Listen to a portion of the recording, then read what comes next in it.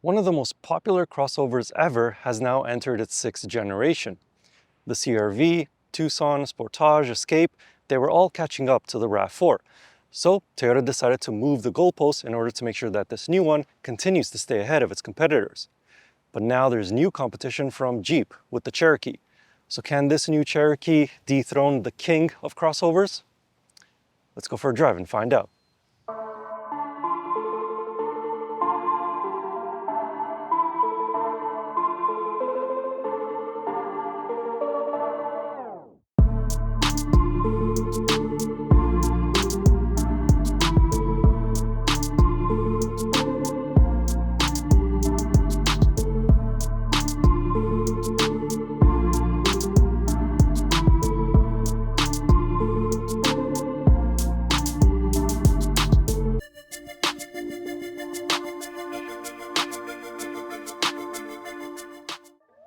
Let's start off with their powertrains. Both crossovers are only available with hybrid engines, though the Rav4 is available as a plug-in hybrid, but that's not the one that I'm driving today. This one is the traditional hybrid, and it has a 2.5-liter naturally aspirated 4-cylinder engine, which is aided by a couple of electric motors, and the combined total output is 236 horsepower. The Jeep uses a 1.6-liter turbocharged 4-cylinder engine, with of course a couple of electric motors as well. But it's not as powerful as the Toyota Rav4, only 210 combined horsepower. However, from behind the steering wheel, it's this Jeep that feels more exciting. Because it's turbocharged, it feels punchier off the line. It loves to surge forward on a wave of mid-range torque. The Rav4, on the other hand, may have more power, but like the Rav4 hybrid before it, it doesn't have that punchy acceleration. It just goes. Their hybrid systems, though, function in the same way. Off the line, the engine, in conjunction with the electric motors, help these crossovers reach the desired speeds. Then, once you let off the throttle, the engine shuts off briefly, and it's just the electric motors that provide power until their small hybrid batteries are nearly depleted. But the Rav4 has an EV mode. Now, don't confuse this with the EV mode in the plug-in hybrid versions.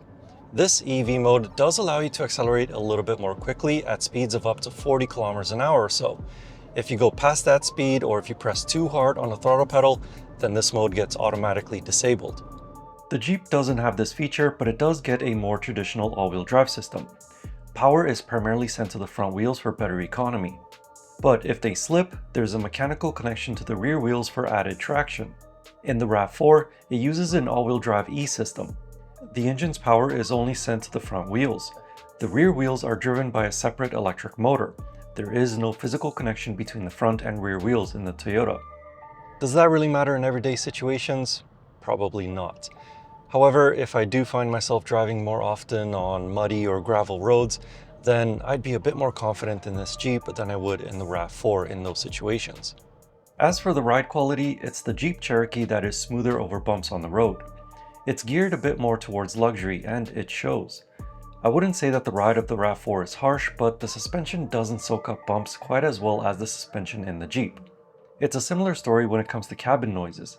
The Cherokee's cabin makes you feel a bit more isolated from the outside world than the Rav4's cabin. Granted, the 18-inch all-terrain tires and the crossbars on this off-road woodland trim don't help the Rav4's cause. Now, one of the main reasons why you're looking at one of these hybrid SUVs is to save money at the pumps. On paper, this Jeep Cherokee isn't quite as efficient as the Toyota Rav4. As for the Toyota, it varies depending on which trim you go for. So it can be as low as 5.1 liters per 100 kilometers for the base LE trim, or as high as 6.7 liters per 100 kilometers for this woodland trim. Thing is though, in the real world, both of these hybrid SUVs can get better mileage than what they're rated for. It all depends on how smooth you are with the throttle, among a few other factors. Step inside and the differences become an ocean. The Rav4 Woodland is entirely utilitarian. It has rubber floor mats that you can wash out with a hose. It has big buttons for the drive modes, and it keeps temperature control buttons as well. But if you want to change the fan speed or the air direction, you have to use the touchscreen. Speaking of which, the Rav4 is the first Toyota to get the updated infotainment system. It has quick access shortcuts on the left side for the navigation, music, settings, and so on, just like before. The home screen features widgets that you can arrange to your liking, but there's only about 5 of them to choose from. And of course, it does support wireless Apple CarPlay and wireless Android Auto as standard. By contrast, the Jeep's interior is much more luxurious feeling. There's plush leather almost everywhere, a crisp 12.3-inch touchscreen display that runs Uconnect 5, and, sadly, touch-sensitive controls for the climate. But at least you do get a physical volume knob. But one interior feature that some or perhaps all may not like is the steering wheel. Not only is it big, it feels like it belongs on a bus, but it's also not fully circular. It has squared off edges, so it's more of a squircle, a square circle. As for interior space, both crossovers are pretty much identical. They both have just enough headroom and legroom across both rows of seats for my above average height of 6'4". However, the front seats of the Jeep Cherokee are not the most comfortable that I've been in. There isn't enough support for my body type. But it could be different for you, so make sure you sit in it at your local dealership. In the trunks, however, these hybrid crossovers are a little bit more different. Because of the battery replacement in the Jeep, it only has 951 liters of cargo space behind the rear seats. The Rav4 has 1,070 liters. With the rear seat backrest dropped, cargo capacity in the Jeep increases to 1,934 liters versus 1,993 liters in the Toyota. Furthermore, if you plan on towing your snowmobiles or small boat, both are capable of pulling up to 3,500 pounds, except for the base LE trim of the Rav4 hybrid. As for the pricing, it's the Toyota Rav4 that has a lower starting price, which is odd because usually Toyotas tend to cost a little bit more than their competitors. As for the way that these two are equipped, again, it is the Toyota Rav4 that is a little bit less expensive than the Jeep Cherokee. So where does that leave things? Well, in the past, it would have been a no-brainer. Go for the Toyota Rav4. It's the safe, dependable, capable, efficient option.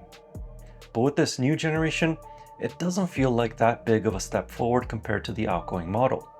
It still is a great crossover SUV, but it doesn't stand out to me. The Jeep Cherokee, on the other hand, is a breath of fresh air. It has a nicer interior, a comfortable ride, and it's just as efficient.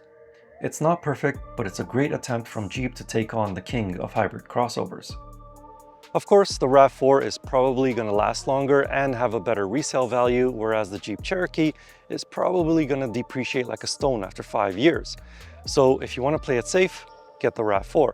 But if you want to stand out, then the Jeep Cherokee is a great alternative in one of the most competitive segments of the automotive market.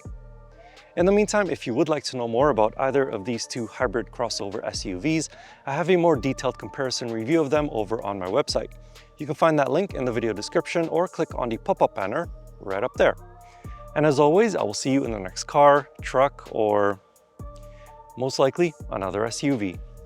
Anyway, thank you for watching. I hope you enjoyed the video and see you in the next one.